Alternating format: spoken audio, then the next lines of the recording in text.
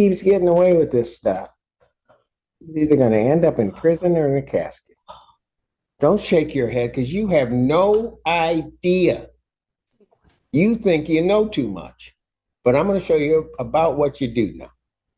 Not at all, right? In fact, I'm just going to guess. I don't know your mom, but I'm just going to guess she's probably told you not to do it. Mm-hmm. Yeah. So you don't listen to her, and you're not listening to me or the court. You just want to play by your own rules, don't you? No, sir. No, I don't. Because otherwise you wouldn't have done it last night. I mean, how old are you? 18 now. When was your birthday? December 21st, 2006. It's my birthday. So we turned 18 this, as I told the court, it was charged originally in a juvenile matter, and then it was dismissed and they recharged as adult.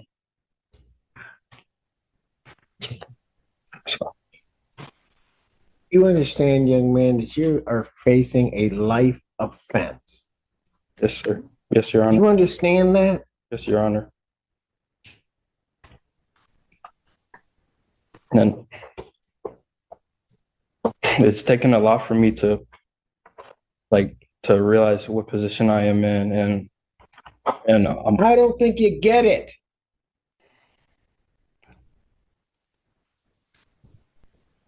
You found yourself in a position where maximum penalty is life or any term of years.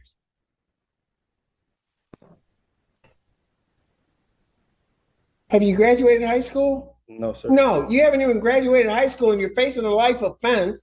And then somebody just gives you some simple rules to follow, some simple things not to do. And you can't do that. You can't follow your mother's rules. You can't follow the court's rules. You can't follow any rules. So you tell me why, if you're just going to throw away your life, why I shouldn't just lock you up right now? No. You tell me why. Improving, sir. And improving how? You're smoking last night. Tell me how that's an improvement. I do it. I'm gonna tell you why. I usually need to study or focus study, and it helps me focus while studying. I listen to music, and I honestly no harm for it. And you will never do it. I would never do it again. I can do it whenever I'm not addicted to it or anything. I just like it because it helped me study. Great. I got good. My grades are improved now. Back since I've been out. I've been having. Did you tell your mother you needed something to help you study? I said I prefer. I actually. Did you tell your mother that? No. No, sir. Because you're just so grown, you took it on your own. Sorry. I was trying to do things on my own, and clearly I messed up. And this just shows that I need my mother to supervise me and to. You're not listening to her. I don't, and I'll be honest with you, I went through the bond form, Mr. McGoes. I don't understand how he has a PR bond. I don't. So the family would not be able to make a high cash bond or a significant money bond. He came to the court with no prior history of any misconduct. He is high school senior, on track to graduate. I explained to the magistrate how the family has all come together to take care of this, help assist this young man through this time. He's on a tether, on house arrest. All he is able to do is go to school and church. And I believe those are the two places that he's gone to. Yeah, those are two places that I've only been. He is not a risk of committing any offenses. He's not a risk of. Yes, he is. Any. Because he did it already. It's possible, and not to excuse anything here, Judge, but it's possible that I didn't explain the conditions sufficiently to this young man. How's that feel with your sword in your chest? I don't think I understand the court. I don't mind attorneys falling on the sword for their client, Thank but you. this young man is not listening. He is not. He is just going to decide to do things his way. And I think his problem is he's running to the wrong judge to try to do stuff his own way. Understood, Judge. I would suggest that perhaps if he were to test regularly and prove to Your Honor that he does respect the court, does understand what he needs to do. You know, Mr. Margolis, I don't mean to interrupt you. No worries. It's almost not so much about respecting the court, although I do require that. But you know, I'm sitting up there watching on the Zoom screen and I see his mom just standing beside her child. And it's the fact that you don't respect her that is really irritating me. And because of that, you're not even doing the things to respect yourself. You're an 18-year-old kid up here facing life for what? And again, I don't know your mom, but you got these charges come up, you got your mom scared to death. If Your Honor would like to speak with her, she'd be more than happy to talk to the court. Right?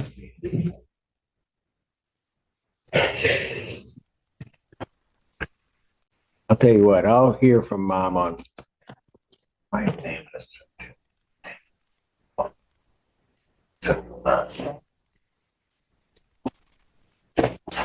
Your Honor, and I probably mentioned this already, but he's in his last semester. My concern is that if he's detained for long. Oh, I know. Yeah, I know Your Honor knows. I know. I just wanted to put that out there.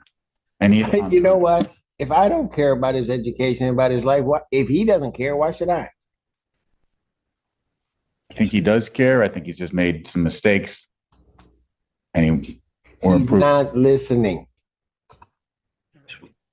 He's never talked to you before. Oh, I can tell. Meaning he's listening to you, Judge.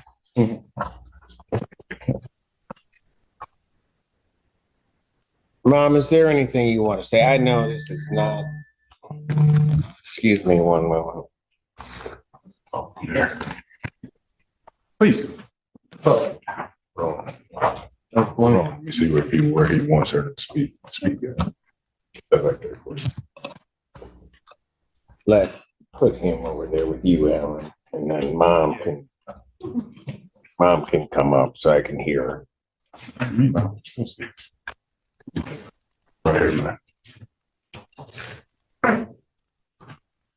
Mom, you can come on out. State your name. Nicole Barrow. All right. What do you want? What do you want to tell me? I know most moms will say that they have like a good kid and they give you this long spiel and then they do something bad and they're like, oh no, you should believe it. But when I tell you, like, I'm in shock, utter shock. He was really a good kid and still is. I did not know. I knew he had a vape, but it wasn't marijuana. And I did tell him it was bad for his lungs. Prior to that, he was my only child that I knew for sure was going somewhere. He's never smoked, never been in any trouble. Him and his brother had started a business where they were selling hoodies in school. He would even be the one, helping me around the house. He's got a brother 16 months apart from him. I moved up to Ann Arbor 8 years ago so that he could go to a baccalaureate school because my two oldest children went to Cass Tech. His older brother went to Eastern and somebody laced his weed and sent him on a trip. By the grace of God, he came back. He's got a degree now. He's going to U of M this fall for software engineering. He even got a STEM scholarship. So that was the example that I was showing my younger children. Don't smoke weed. Don't hang out with these kids. Started hanging with some new kids that were older than him in college. And then I think turning 18, he thought he could, Just thought he was rebellious and grown. Yeah. And not knowing. I just ask that the court show mercy. And I know this isn't something light or to be taken lightly, the charges that he's facing. We don't consider it lightly. We come from a good background. Our family, civil rights activists. I don't know if you ever heard of Willie Barrow, my aunt. Yes. Joe Lewis, my great uncle. I'm doing well at Blue Cross. I'm making a name for myself with the CEO. I'm back in school. Ma'am, So he comes let from me a good stop family. you. I'm sorry. I do not doubt that at all. Yeah. So this is hard. I do not doubt that you as a mom have tried to do everything within your power to give him the tools and everything else so he could succeed. That is not a doubt. Like I said, I don't know you, but when I saw you on the screen,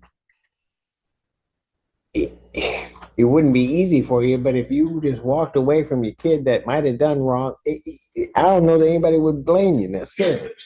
You didn't do that. You were standing cheek to cheek with him. Yeah. So understand any decision that I make, it's no reflection on you. Sure. I understand. But what I also understand is I've been doing this long enough to realize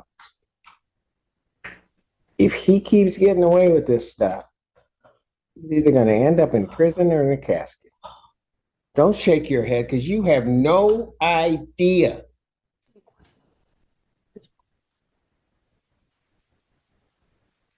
You think you know too much, but I'm going to show you about what you do know. Mom, is there anything else you want to tell me? He thought marijuana was legal and he could do that. And then they didn't tell us the probation. I know it's wrong, but they didn't give us restrictions or to anything to him. And I think he didn't know it because that's what he said coming in. I know it's not helpful. I got you.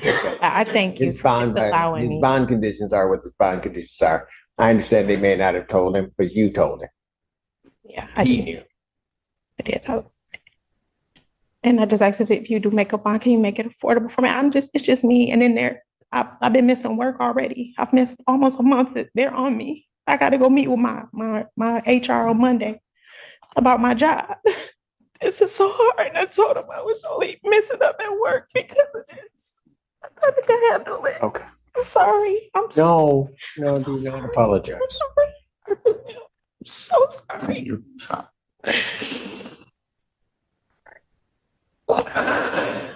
What time's your appointment on Monday? In the morning when I go to work at 8 a.m. I work in Medicare Advantage out of the Blue Cross. It'll be 2 years in May. What time do you get out of work? 4:30. You're right. All right. Okay. And you work, how far is it from your work to here? It takes me about 45 minutes. To get here? Yeah. All right. Okay. Thank you. Thank you.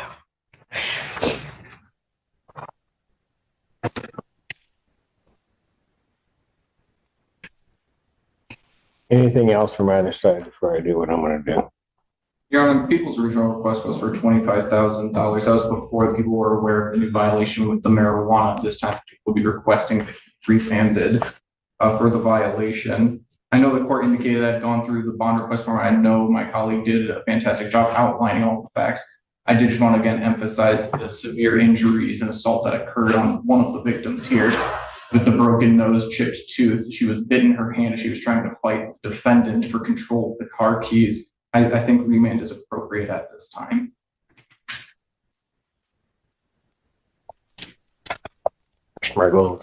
I have nothing additional to add, Judge. This isn't the time to talk about the facts. We do have compelling defense to this case, but I'm not going to get into them now. This is a first offense, first charge of the lifetime for this young man. The family does not have money to pay a high bond. I would, if Your Honor was going to change the bond, I would suggest something in the range of 10 to 25,000, 10% if possible.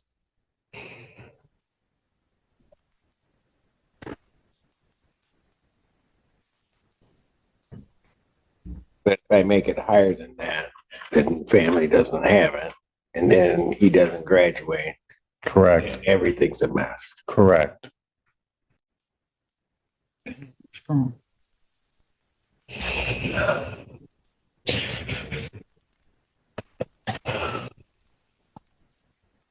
Hey, man, anything you want to say?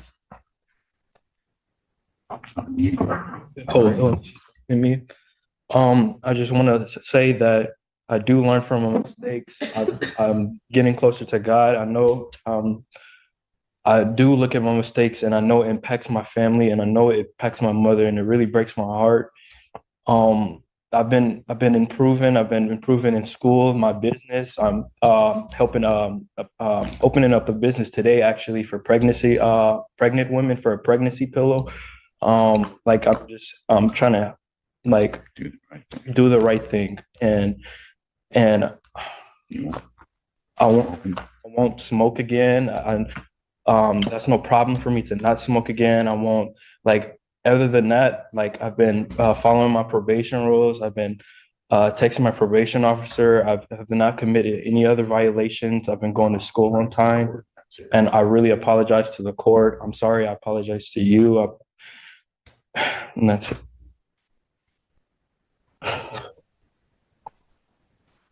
Know something? So I'm sitting there listening to your mother. And man, understand something. You will never, ever possess the right to break her heart. You just don't have that right.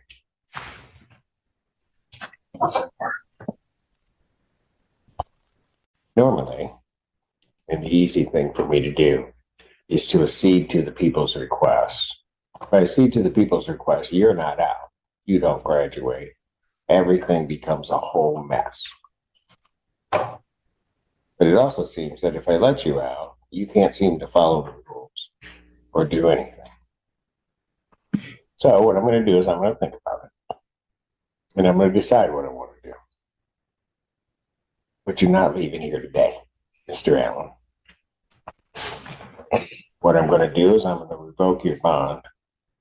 You sit there and you think about it. I'm going to set a bond hearing 4 o'clock on Monday, 4 p.m. I'm setting 4 p.m. so you can get into the building. Ma'am, you get to work. You get here. We'll be here. We'll wait for you. Okay? We'll finally have somebody that's waiting on you as opposed to you waiting on everybody else and everything falling through. But what you're going to do, young man, since you can't seem to understand what kind of life you're kind of headed to, you ever been in jail? Yeah. For how long? They put me in here for 4 days. On this Okay. case, Judge. Well, you're going to be back in.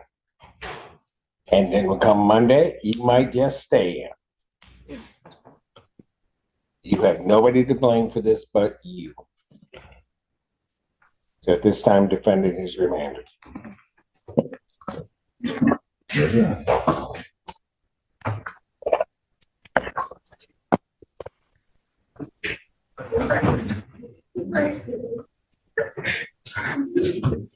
We'll see you on Monday.